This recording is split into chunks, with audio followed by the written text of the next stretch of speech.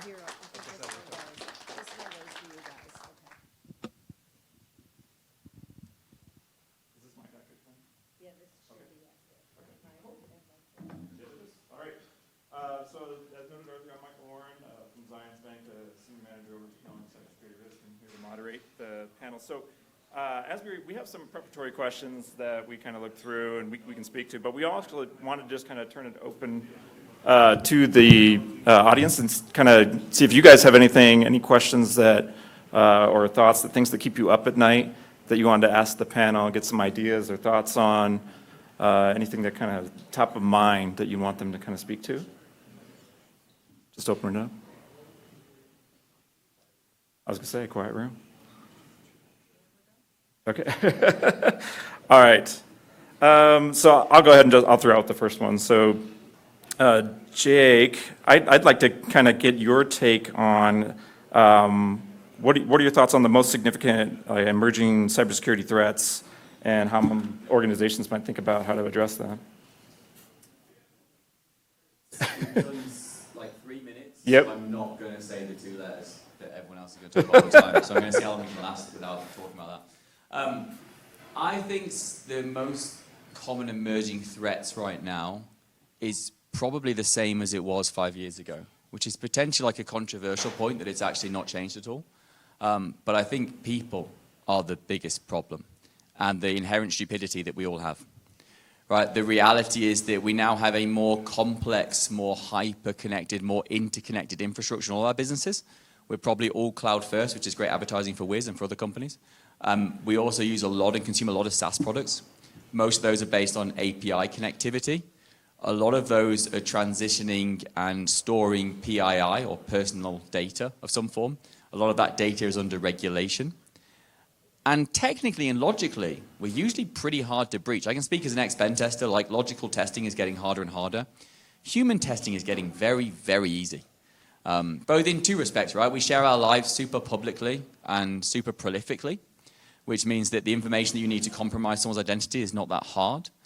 And we also have very, very poor base standards. Like I'm an advocate for insisting that if a product doesn't align with a minimum of SSO and MFA, then you shouldn't have it in your stack. But a lot of companies don't follow that. And so what I'm saying is like, if you said what the biggest emerging risk is, the biggest emerging risk emerged a long time ago, and it's that we now have more people with more capacity to cause damage to an organization in sensitive technology roles without the know-how, the experience, and to be quite frank, the intellect to protect and secure the data that they're responsible for. That, and to throw the outside curveball, geopolitical instability, is definitely a thing. I work for a Tel Aviv-based entity in Israel, and we are undoubtedly aware of geopolitical instability. And it's no different here. Like I live in Europe, where there's been multiple wars that are now being fought over cyber currently. We definitely are open to the threat. Those who follow cyber news know what happened at KnowBe4, where they were infiltrated by a North Korean employee who actually, ironically, wasn't trying to breach their data. He was actually just trying to basically make money. It's actually a revenue stream for North Korea. If you want to dig into it more, it's really weird and interesting. But I know multiple companies who have also had that same problem in the last year. So I think geopolitical instability and the rise of state-sponsored hacking is probably the only really new thing which is going up fast, as well as the rise in social engineering, going back to my first point about people being idiots. Good. That's good. Anybody else on the panel? Dean, you want to take a stab? Yeah, it really is us, because we are habitually following patterns of use, our passwords instead of strong passphrases, ease of convenience, making sure that we're not, if we're not using 2FA to protect our most important assets, and again, avoiding SMS, because really Google Authenticator, Microsoft Authenticator, much, much stronger than the text message. I've had clients in some of the consulting work I've done where they lost millions of dollars out of their crypto wallet or out of their NFT wallet because they were transacting with third parties over Discord, and they were willing to give information out to buy NFTs, and by a simple call into, I won't name the carrier, but to their tech support and customer service, the hackers were able to do a SIM card swap, transfer that SMS text message to their own phone and empty their wallets. So this happens often. Fortunately, in that case, it was litigated, and the NFT marketplace was culpable and ended up having to pay back a lot of the money. But anything that's on the blockchain, if it's taken, you're likely not getting it back in that original form. So you're going to get something as a representation of value. So just, again, it is us. We are the problem. And so figuring out how we can make sure that we don't cause that risk to our businesses is really critical. Okay. Steve or Kamrie, anything you want to add on from an emerging risk? I think those were great answers. I am definitely going to say what Jake wouldn't. The 2 letters. Just 7 minutes. Well, Is that all it took? Yeah. But listen, at the end of the day, for me, the people thing is an obvious thing, and that's something we're all coping with. I mean, half the tools we have in our arsenal are just to control or try and control the attack vectors that people create. So that's an obvious one for me. But we have to say it. AI is a huge problem. It just is. I can't think of anything me and InfoSec right now are spending more time on than trying to figure out how to contain it, how to create policies and processes for our employees. We're seeing, you want to talk about shadow IT with AI, we're seeing people start using a ton of AI tools like Read.ai, for example. They're bringing into Teams meetings, and you're just trying to wrangle right now what all of these tools are. There's a new one every single day, and we don't really have a great answer for that yet. Good. So they've all talked about external threats. I'm going to shift gears and talk a little bit about internal threats. So I think as we become ever more complex, we move to the cloud, everything starts talking to each other. We just saw this with CrowdStrike. I think that knowing how your data flows through your organization, where it is, where your risks are, I think that is a huge thing that doesn't get talked about a lot, is you need to know where your risk is, because you can't protect from external threats if you don't know where your risk is internally. Permission to say something controversial as a foreigner about the US government. Fine, good, great. This is actually a serious note, though. One of the biggest threats in the US to security right now is the SEC. Let me elaborate on that.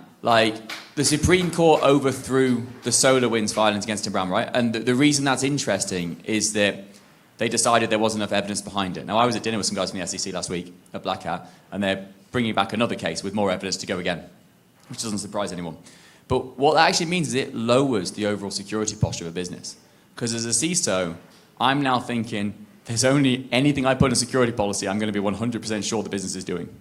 Because if they're going to come at me and say, in that 1% instance over there, this guy doesn't have a complex password, or these guys have shared credentials in this AWS admin portal over here, if that becomes me being personally liable for that, and I'm on the Hill trying to explain it, then I'm not going to put it in policy. And what you're actually doing is reversing security maturity posture, because I'm now inherently thinking I only want to do things that I can 100% stand my name and my reputation behind. And that means I'm going to take less risks in actually improving security posture. While I think, don't get me wrong, regulation, protection, people being forced to actually do the right things is good, when CISOs become personally liable for it and the type of litigation that's following it, it's actually inherently bad for security posture in businesses, because I'm now scared to do anything in case someone might not be doing it for me and my 10,000 employees that I don't know about. I think that's a great point. I think one thing to keep in mind is that as security practitioners, we have to get accustomed to saying no to audits, frankly. I think a lot of the audits, we know auditing and compliance is not necessarily equivalent to security.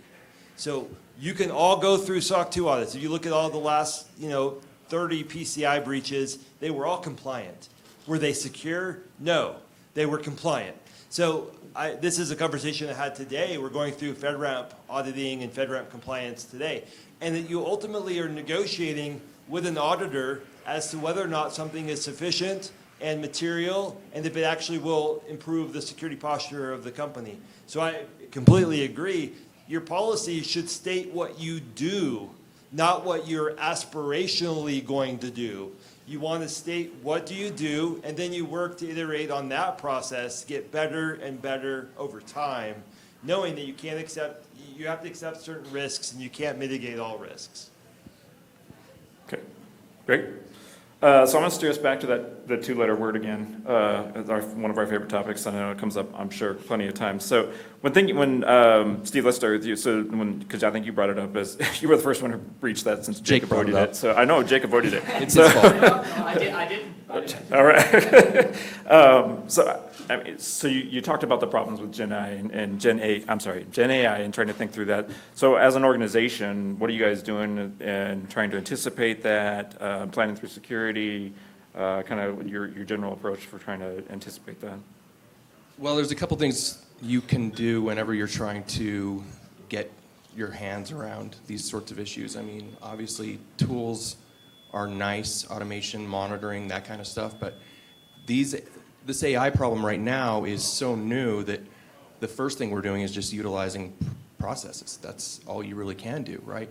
We've got a bunch of people that are out there. We have policies in place that say, listen, you don't get to use outside tools that aren't corporate approved. You have to use that in policies. You have to get your employees to understand that and to agree to it. And then you basically do the same thing with AI right now. It's easy things along the lines of, hey, listen, you don't get to submit corporate intellectual property to an AI tool. And that's a problem when you start bringing AI assistants into meetings. I mean, who knows what you're talking about in meetings? There's definitely intellectual property conversation. So those are things that we're trying to get out there right now. But that's why I'm saying it's also difficult just because people don't really fully understand the AI tools that they're using. So for now, it's got to be policies, it's got to be process, and it's got to be, continual education for our people that these things need to come through our risk assessment. They need to be better understood, and from an InfoSec perspective, we need to be looking at them and assessing how they're using our data, if they're going to use our data to train their large language models. We have to get our arms around that. So. Those are the things that we're doing right now. I don't know. Do you guys have other things you're employing? No, but to touch on the things that you said, I think are really valid. Is the second is when you say no to stuff, it's the quickest way to shadow IT, and shadow IT is the quickest way to a data breach. So I've always said that, like an advocate for, if you're a security leader, your design and your role is to not be the no, but be the yes. And like you've got to transform yourself from being what is usually seen as a cost center to being what is seen as a revenue or a profit center, where you're actually driving, delivering business outcomes. And if you can facilitate the AI things that actually help the business deliver their objectives more effectively, more efficiently, and more profitably, then that's great. So you have to find ways, like I agree with Steve, you've got to find ways to put guardrails around them, policies, education, information. And then the second one that Kamrie said in the last conversation, which is bang on the money, is like, it's about risk. AI is not new. I was at IBM when they released Watson, and AI wasn't new then. That was like 2013. That was 11 years ago, right? And AI wasn't new at that point. So AI is definitely not new.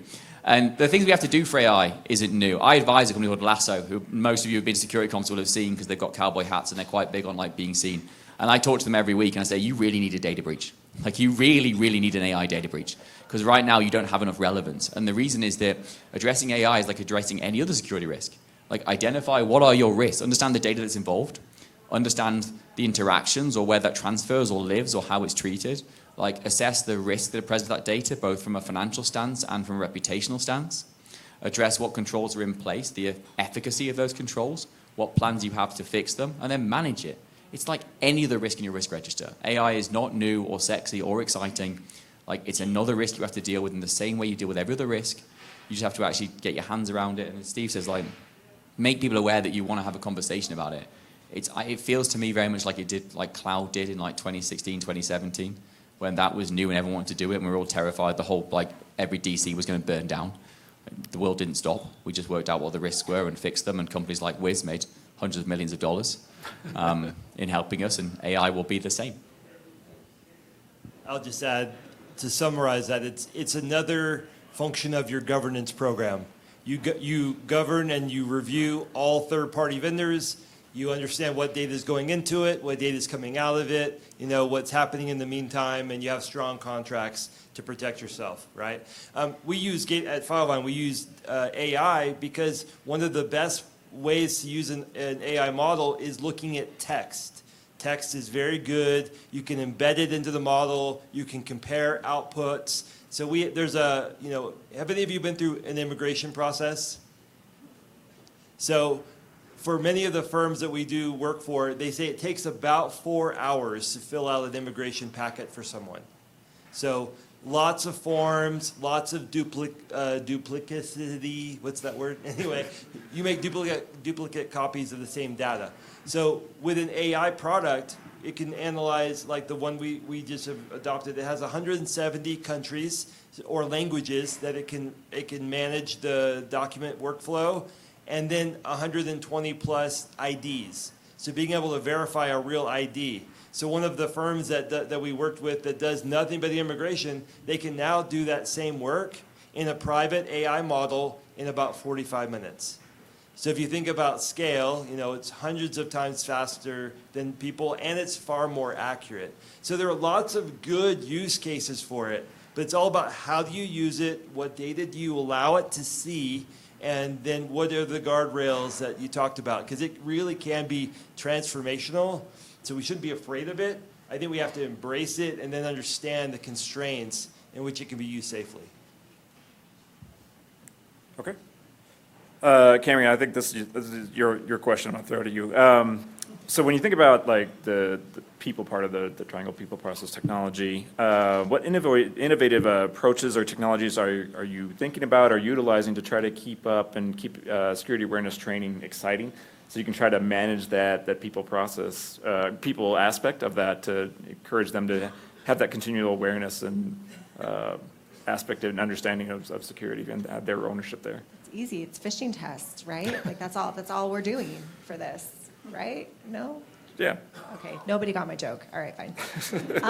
I think security awareness is one of the most important aspects of security. Like user education, meeting people where they are, helping them understand the why is, in my opinion, one of the foundations of what we do. It touches incident response. It's prevention.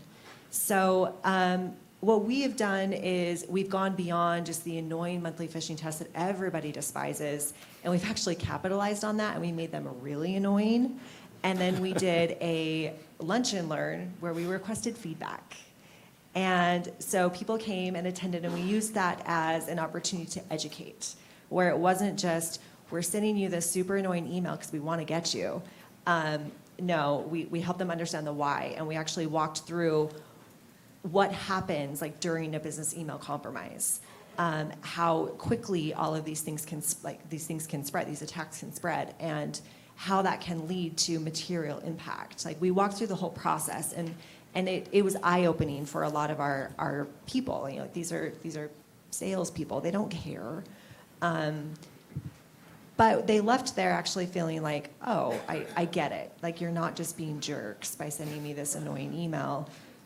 You're actually trying to help me understand. So we use that, and then we also incorporated, just lunch and learns regularly, where we talk about things that people actually care about, whether it be sextortion, which is a sexy word to get people's attention, but a real life thing that's happening, pig butchering, like real life attacks that affect them personally, not just professionally. And it's been super effective. We've had great engagement. People don't see us as just those jerks in security. They're sending the annoying phishing tests that I get dinged for. They actually come to us now, and they're like, hey, my mom went through this, or my grandma went through this. What do I do? And it's helped bridge that relationship gap, which has been really effective for us. So full disclosure, I was a social engineer by profession for quite a while, so this is kind of in my world.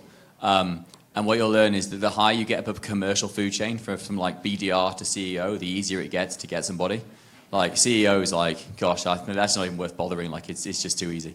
But the reality is their data is not always that valuable. The CEO maybe so if you can get full access to like their actual Google Drive and everything behind them. But the reality of what they're going to share is probably pretty limited. Apart from they might ask you for like a $50 Amazon gift card to be sent to them right this second. But then in the end of the world, again, if my employees send $3,000 in Amazon gift cards, It's annoying, but it's not really the end of the world, right? What I worry about is engineering. Like, I've worked in tech companies most of my life, and I worry about the engineers getting hit, because I worry about them sharing IP, I worry about them sharing access to critical infrastructure, I worry about them sharing access to production environments, I worry about what keeps me up at night is what like technical people can do, not what salespeople can do. And I think then it's very much what Kamrie said is brilliant. It's like, meet them where they are. Like, meet people where they are, but take them to where they want to be. Like, you can't force people to learn. You can fish them all the time, and I've done that a lot, but like, it doesn't often get them to actually really engage. I think there's a couple of ways. I think you can engage people by engaging their brain. A lot of engineers are really interested by technical problems. That's why they're engineers. So you can engage them in technical security problems, and they'll start to understand and gain a broader understanding of what security really means and how they apply it to their roles and how they protect themselves. At the same time, you can gamify it. People like stuff. If you give people the opportunity to win PlayStations and Xboxes by like finding and repairing and remediating problems in your code, not only do they win stuff and they're happy, but suddenly you find that all the people in the engineering team are talking about security problems, and that's good times. And they also coincidentally find lots of vulnerabilities in each other's code, which they didn't know about last week. Always like to correct that one. But no, the reality is that, like, if you want to try and teach people to be more aware of the threat of social engineering, you don't have to say much, because everyone's been hit at some point, or everyone's got a relative who's been hit at some point. You have to give people the chance to learn in a way that they engage with and that they want to receive, and a way that they can then actually take and do something with it. Like, hitting someone with a phishing test is meaningless because the week after, like, they've forgotten about it and they're just still pretty pissed about the fact you did it to begin with. Like, if you give them a chance to engage with something real, hack the box type stuff. Even salespeople can engage in hack the box at the simplest level. Like, that makes them actually understand what's going on in our community and apply it in their own lives. And then it's not just us who get called when someone gets hacked at home, but they can call somebody else instead, because I kind of get fed up of fixing other people's like data breaches. Yeah, never say yes, because once you say yes the first time, you say yes a lot of times. And I'll just say that you all probably all know those people in your organization that no matter how much training, no matter how many times you've spoken with them, they are going to click on that link and enter in their password and give it away. Spoiler alert, it's genuinely always the VP of sales. Always, always. Literally every time. So with knowing that, you have to some important decisions to make. Are we going to terminate these folks because they're a risk to the business, or are we going to put technical controls in place to prevent them from sinking the ship, right? And so I'm a big advocate of layered defenses, keeping your list of your most vulnerable users, and if you're not going to terminate them, have a plan, because they will click on that link every single time, and they're going to put their access in jeopardy. So perhaps those are the people where 5 factors of authentication is appropriate, right? You know, if they're going to click, they really, really, really, really, really need to have all the keys to get to their data. Okay. Steve, go ahead. Yeah. I hate to tear this away from the people side of things, but just to double down on what Dean was saying about layers of security, this is where that becomes huge. Earlier we heard that guy from the Secret Service talk about all the companies that are reporting into him, and how business email compromise is still just one of the largest ways to be targeted. And you know, the first thing that comes to my mind is, how many of those companies are employing even just the basics in MFA and SSO? And beyond that, how many are employing actual proper separation of duties when it comes to management of things like O365? You know, and so there's those layers. That's what you have to be thinking about. And if you apply all those, I have to believe the odds of you really suffering from some sort of attack or being compromised in that way are just, they get very, very small.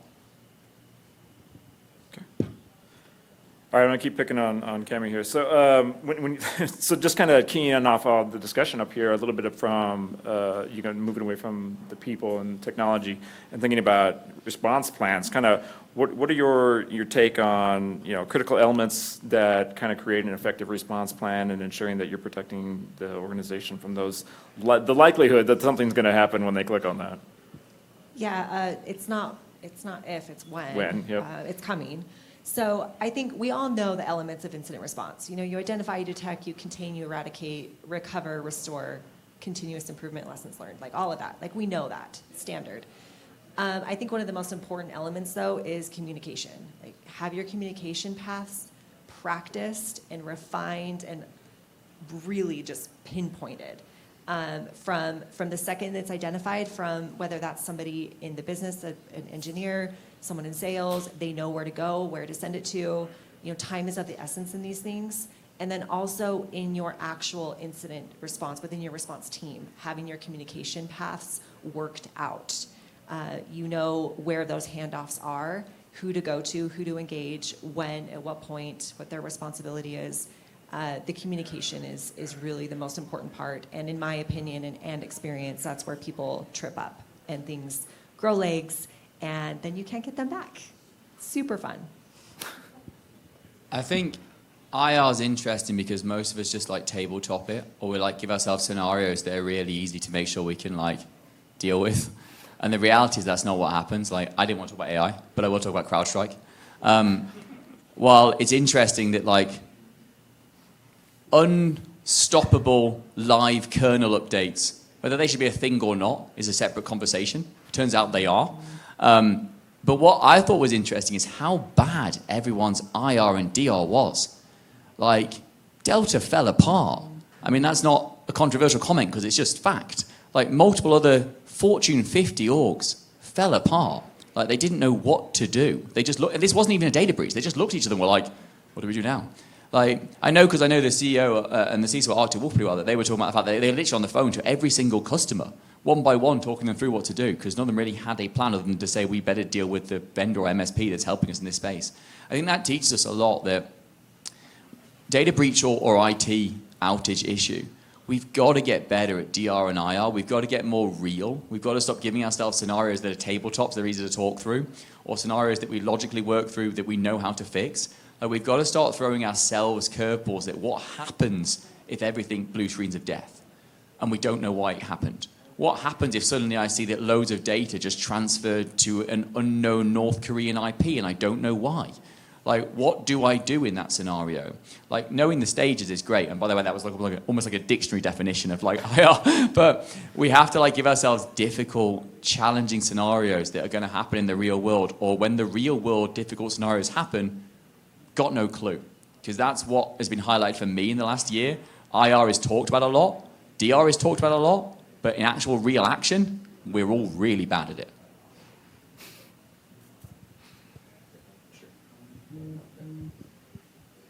I can't say enough about incident response. And part of the reason for that is I'm responsible for production operations in my company as well as information security. Incident response is a crucial part of all of that. And I think it's a process that you can never stop maturing. And it changes with the size of your company and with the amount of customers you have and the expectations over time. So you can never... If any of you are going into incident response and defining a process and saying, cool, we checked a box and walk away from it, you failed. You need to be looking at it on a constant basis, and you need to be looking at ways that you can improve it continually. I love that you talked about communication, because that's one of the parts that we obsess about the most at our company, and we never feel like we're getting it right, but we're talking about it endlessly, and we're always trying to make it better. Another thing is, Jake, what you talked about, throwing yourself those curveballs all the time. I'm lucky that I'm in operations, so I'm getting nothing but outlier situations thrown at me all the time, and I think those are enough. But they do force you to continually improve and to always be thinking about you're not designing just for the 90 percentile anymore, right? You're also saying, with these curveballs, I'm actually going to catch some of that additional 10% that I normally wouldn't. So incident response, I don't think it can be understated how critical that is, and just to keep improving at it. And back to the point about having a good communication plan, all of us should sit down with our PR teams and say, what are we going to say when this happens? Because it's going to happen. So I've worked with a lot of clients and just said, look, you really want to write this in advance. You want to write it before the incident. You want to have your attorneys reviewing it. You don't want to make yourself more culpable than you should be by making public statements, but you need to have the core of the language drafted for the most likely scenarios. Maybe it's a BEC compromise, someone stole some credentials, whatever it might be, a vendor that you rely on heavily, because most likely your vendors will lead to breaches. Having that in advance, written out, well thought of, probably have your external counsel looking at it too, because in most states, it's getting super tight. Some folks want you to notify in 24 hours. That's really hard to do. Do you know all of your customers in that particular state? And can you notify? Do you have that kind of visibility? Most of us would probably say, no, we don't. At Filevine, we have like 4,500 law firms around the United States and Canada. And so now I have to figure out every province, what's the notification timeline, every state, what are those obligations, and when do we actually push the button and start to notify? That's a very important part of the IR plan, the communication plan, as you suggested, and then just having good technology. Because my general counsel asked me today, when's the last time we did a tabletop? And I'm like, well, we've responded to 13 breaches this year for our customers where they called up and said, our whole office has been ransomed. Can you help us?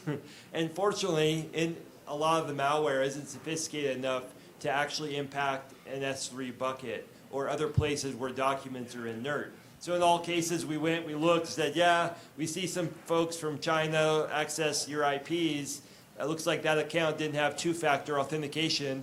What were you thinking? And then we say, but we can confirm, all your data is still there. It's not encrypted, hasn't been ransomed. You're good to go, but you do need to go buy all new computers because you're not getting those back, right? So being able to help your customers is critical. We didn't realize this was part of our job. But as if you serve mid-market, you serve 50 to 100 employee firms, all kinds of interesting things happen. And so just having a good communication plan and frankly, having an IR plan for those you serve. Because in many cases, you'll be called up in the middle of the night because they're desperate and they can't log in, they can't work. And so being able to have things that you can share, resources that you can share is always valuable. Okay. Dean, I'm going to shift gears slightly. I'm going to stick with you. So when you think about the increasing reliance on cloud services, what are, from your aspect, your opinion, what are some key challenges for helping to ensure robust security around those? That's a great question. I'll quote my good friend Philip Kemp. I don't think he's here, but it's getting very cloudalicious, right?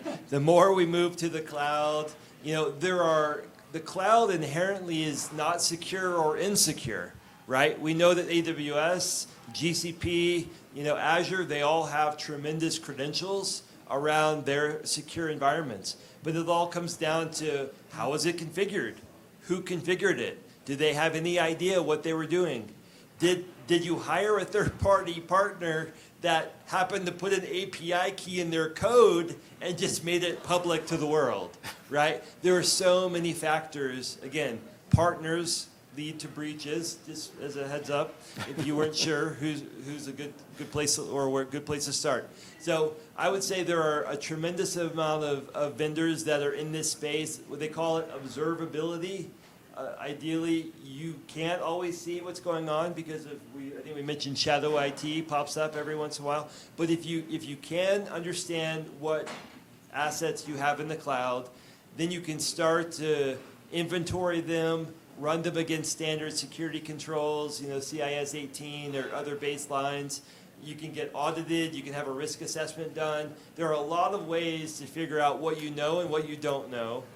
And so if you're not taking some action, then I'd say you are at risk because as individuals, as people, we make mistakes.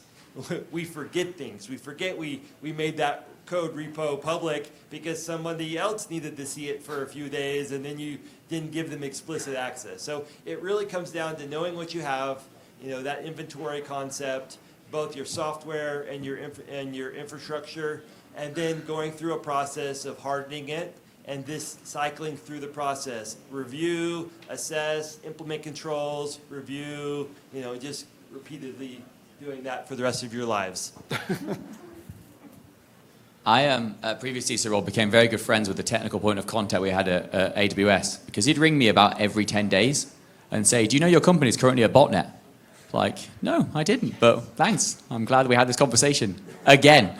And the reality is, what Dean's mentioning is right, they're compute resources, they're storage resources, they're like anything else. It's not new or clever or cool or sexy. The cloud is just like having more devices in your business.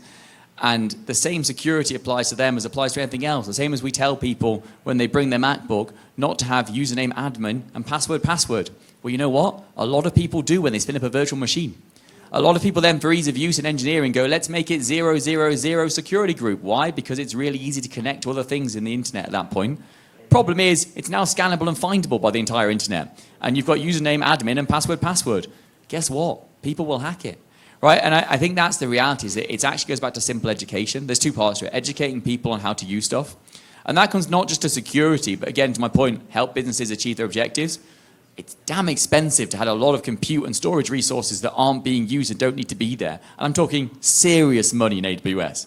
So actually understanding your infrastructure, what's required and what isn't required, you could save the business a lot of money. And if you're clever, you can repurpose that into the security budget. The second point is there are tools out there. Wiz happens to sponsor. They've got competitors like Lacework, Orca, and other people too, who do CSPM, which is effectively an ability to look into your cloud and see common misconfigurations, like the one I mentioned, or anomalous behaviors, things like I access by a MacBook, usually in the UK. If tomorrow I'm on a Windows device, please shoot me first. But more importantly, if I'm on a Windows device in China, then that probably looks anomalous. It should probably be flagged. Someone should probably be alerted. You can do all this stuff already with existing tech. It's not that hard, right? So basic hygiene principles to secure the cloud, point one. Educate people how to use it to save the business money and improve security, point two. And then understand it. Like the amount of security leaders right now who are not sufficiently technical, no one's ever non-technical, but don't actually understand cloud infrastructure and what's going on, is worrying. If you're one of those people who don't get it, find one of your resources who does get it and help them explain it to you. Because you have to understand what you're securing. And that's often one of the biggest problems we have in our community. Oh, let's not forget the reason the cloud got so big. Engineers didn't want to rely on operations people.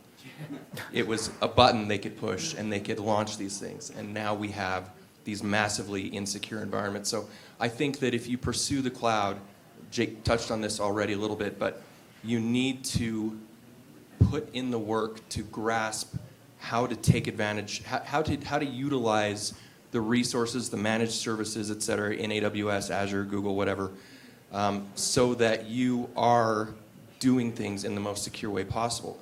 Orca, Wiz, Lacework, those are wonderful tools, and if you're not using them yet, you should be.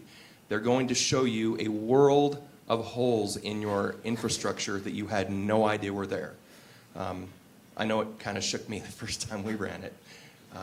But beyond that, you can do things. I know we're a big partner with AWS. We go through their well-architected review every single year.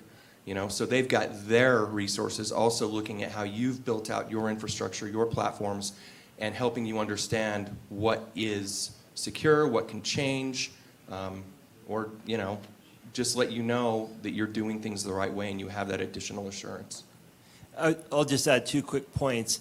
If you have the ability to implement an infrastructure as code type deployment pipeline, it's very, very valuable because you want to separate the humans from the computers, right? And the further away you can separate them, you don't ever want someone logging onto a server and doing something from the command line or on that host operating system.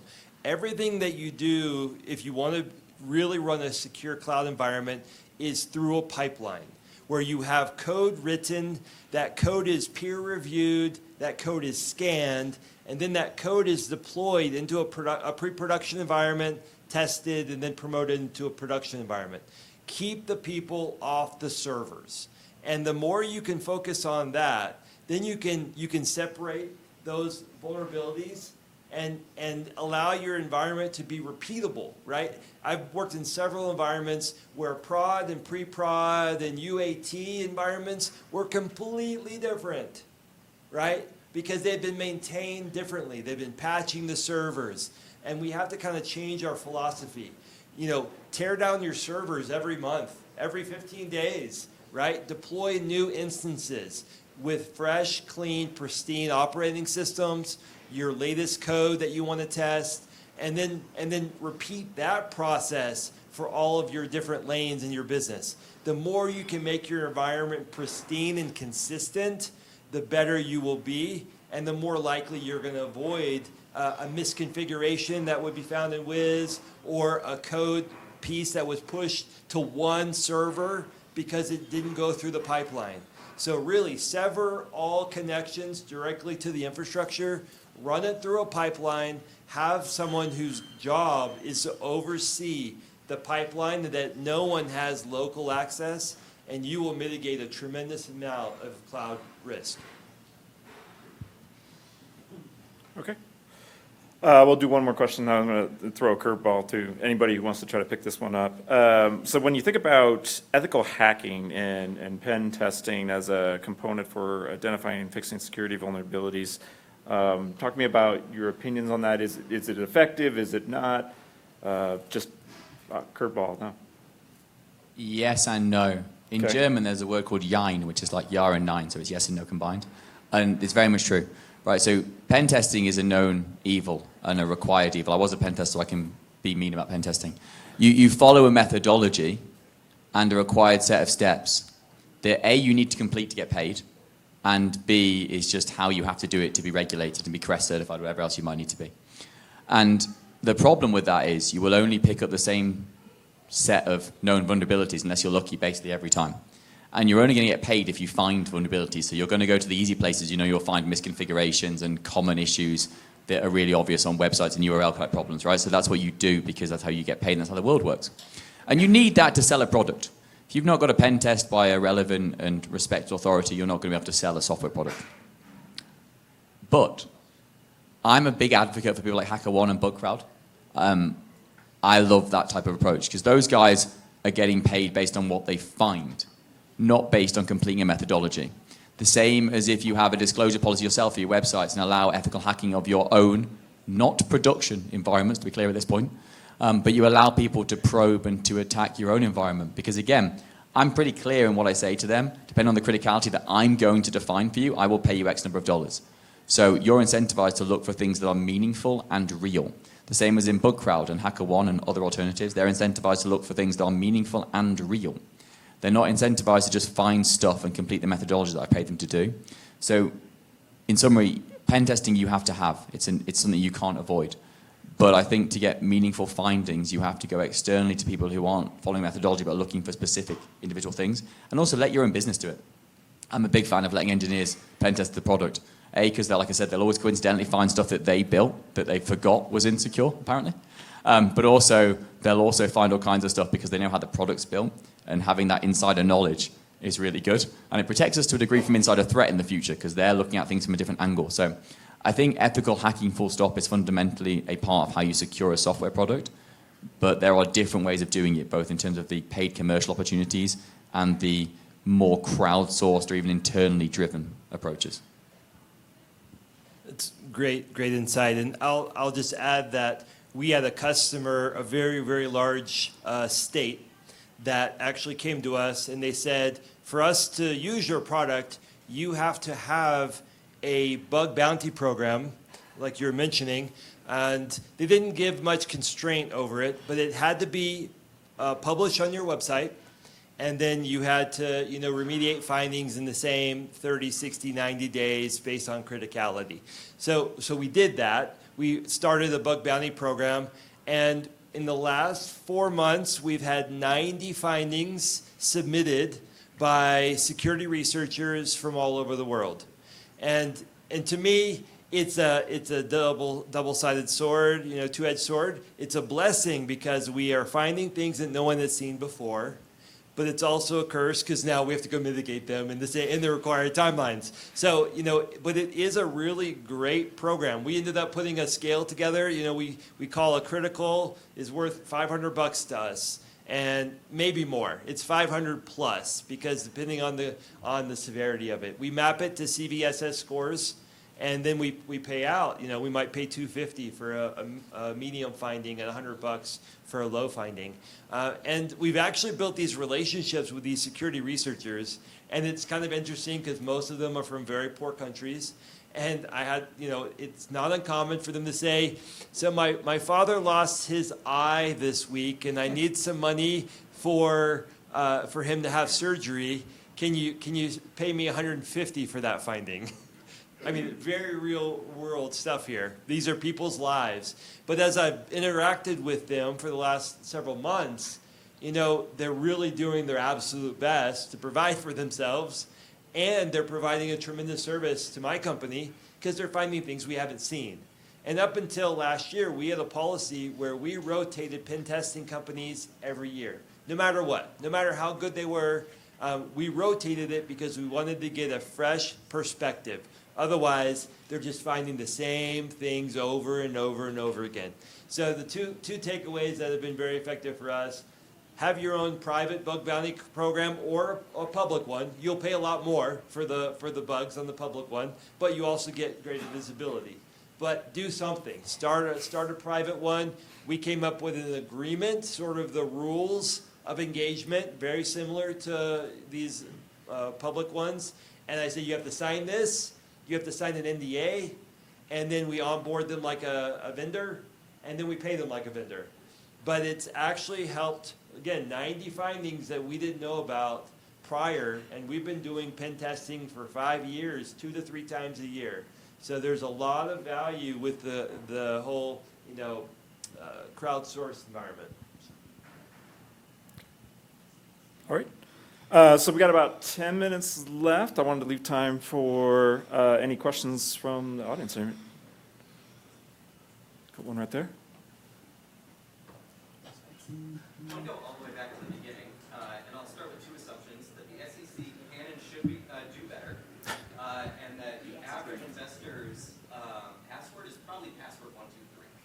So the SEC's assumption is that the average investor thinks that a publicly traded company should do security based on industry standards.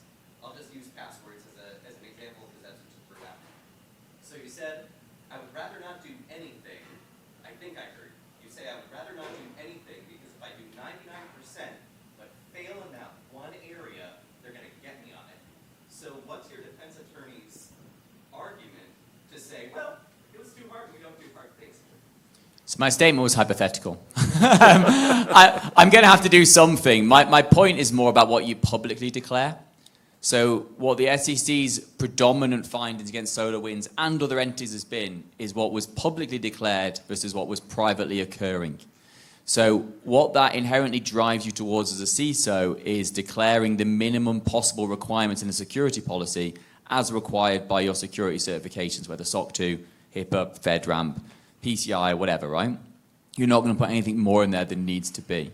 And in terms of your position or your question in terms of like what should you do or what shouldn't you do, I think the reality is that we need to drive our industry towards more transparency. You asked the question, so I'm getting on my soapbox. We're scared. Like, we are terrible as an industry at scared. Someone has a breach and like every CISO jumps and says, oh, he didn't patch that, he didn't fix that, he didn't do that. What an idiot, I would have done it. That's not true. The amount of trust centers I've seen with green lights down the entire of them, there is no way your business has a trust center with a tick on every single thing. Like mine doesn't, no chance yours does. There is no chance your pen test is clean. There is no chance your SOC 2 report has no findings. Like, none of this is true. But we've got into a world because of mainly legalese and legal presence in our industry that says that you've got to take a statement which makes you look perfectly clean and perfectly viable, or else no vendor will do business with you or no customer will do business with you.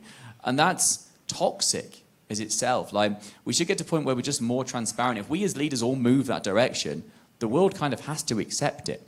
Like, the fortune's going to have to drive us there as the reality, but we need to start at least having the conversation that says it. Let's show to the SEC and to all of our customers a reality, and let's be okay with it. Yeah, I've got software component vulnerabilities, because you know what? Software's like a house of cards. For anyone who's an engineer in this room, if you patch certain third-party code components, you bring the house of cards down. Like, there's a reason I haven't patched it, and I've accepted that vulnerability, and here's my mitigating control in place. Yes, I've got a password policy that says you have to be sufficiently complex. Do I know that 100% of every password entry line in the business is doing that? No. But But I know broadly speaking, this is my policy and I've educated my users and here's A, B, and C that I've done to try and back it up. Like, do I know that cloud is fully compliant and protected? No. Because Wiz will keep finding things, as will Facebook, as will Orca, as will any other platform of observability. But I've done A, B, and C to try and get there. Like, I know I'm on a soapbox, I'm going to shut up, but I think that the way that we drive is not by saying we don't do these things at all, or not by saying we do these things and getting much better liability insurance, which every CISO I know now has. The reality is actually getting to a position where we're just more honest and more transparent as an industry and say, we inherited a hell of a lot of crap in the last 10 years, and we can't actually protect and do it all. And we're learning as fast as we can, but there are problems and there are issues. Do you want to do business with us? Because we are doing this, and we're trying to do this, and we're getting towards that, and here's where we are. And this is why I think you should trust us. If you don't, fine. Like, if we can all get into that space, then we don't have these problems, because we're not being held to the letter of the law. We're not being forced into a corner. We're actually saying, you know what, we're doing as good as we can, and if North Korea or China or Russia or any other individual entity group wants to come after us and they've got the money and the time and the expertise, doesn't matter how good you are, you will get hacked. And that's the reality. So we just have to get better at being honest. Off my soapbox. So I have a good friend, Romain Marshall. He's a cyber breach attorney in the Salt Lake area. And he says for most businesses, you need 3 documents. You need a written information security policy, you need to do risk assessments, and you need to have an IR plan, incident response plan. With those 3 documents, most businesses meet that minimum due care standard. Now, the caveat is you can't say things in any of those 3 documents that you aren't doing, because then you're negligent. So it's all back to within your written information security policies, do what you say and say what you do and not much more. Right? Don't let the marketing people write all of your security stuff for your website, because that'll just be a world of hurt, right? But again, incident response plan, risk assessments, and a written information security policy. If you have those 3 documents, then you are, as a business, likely to mitigate the majority of your risk from a breach, because, like you said, it's going to happen. It's going to happen to all of us. So now, have we shown a reasonable level of due care? Okay. All right, I think we have a quick 2-3 minutes left. Any other quick questions we want to throw out? Okay. Got one. Oh, hang on. Sorry. I'd like to kind of follow up on what you said when you were saying, we need to get into a space where we can be honest and transparent. I don't think anyone in this room would have a problem with that. I think our CEOs would have a problem with it. I think our sales managers would have a problem with it. How do we convince them to be that kind of transparent and that open? I don't have a problem saying, I can't do everything. I don't know everything. How do I then still get customers? Or I'll give a quick sentence and then let Kamrie and Steve say something so I can shut up. But become members of the ELT. Like, legitimately. Loads of CISOs sit in ELTs and they're not members of the ELT. They don't know how to speak. They don't know how to communicate, which is what Kamrie said. They need to learn to stand up to a CEO, not in a confrontational way, but say, look, this is where we are. This is what we need to say, and this is why we need to say it. Like, become a member of a leadership team when you have a leadership title. Don't just be a report to a CTO, to a CFO, or to head of legal. Jake, dead on. The biggest problem that I've seen, especially with executives, is that they just don't understand it. They're scared of it. I've talked about this at other panels before, but you've got to get this information to them in a way that they can consume on a regular basis so they become comfortable with it. Right now, they're just looking at news reports and they're saying, oh God, I don't want to be the CEO that has to say that publicly. No, we just have to get them educated. We have to be regularly in their faces and letting them know that these things are a normal thing. Not saying, hey, we're definitely going to get hacked. Don't say that. But let them know that this is a reality of the world. This is normal. And I mean, this is something that CISOs have fought with for a long time. For the longest time, how many in here CISOs were scared to death to lose their job if a single thing happened? Yeah. And I've been made multiple incidents. Right, and that's changing now. We're seeing that change. We're seeing companies more and more start to understand that these things are just, you need to plan for it because it's going to happen. It is inevitable. Get them comfortable with it. Good. We're just about time. But Dean, I know. I was just going to say that, in my board meetings, I'm candid with them like I speak next week, and I'm like, don't be afraid to tell them exactly the facts. They need to make decisions to run the business, and they need to understand how much risk they're accepting, right? Because it's always a balance of risk and investment. And so being able to articulate, we have enough risk today that would, be a $10 million incident. And they're like, great, what's our cyber liability policy? It's $20 million. Great, we can accept those risks, let's go to the next one, right? And just be able to put those risks in financial terms in a simple way, even A, B, C, D, E, F, however you want to do it. Something simple, say, here are the 3 greatest risks to the company. This one's worth 60 million, this one's worth 150 million, this one's 20 million. Here's what I think we should do about this one. Everything else we can just accept, right? I mean, be able to put it in those terms. Okay. All right. I think we are at time. So round of applause for the panel. I appreciate everyone's participation.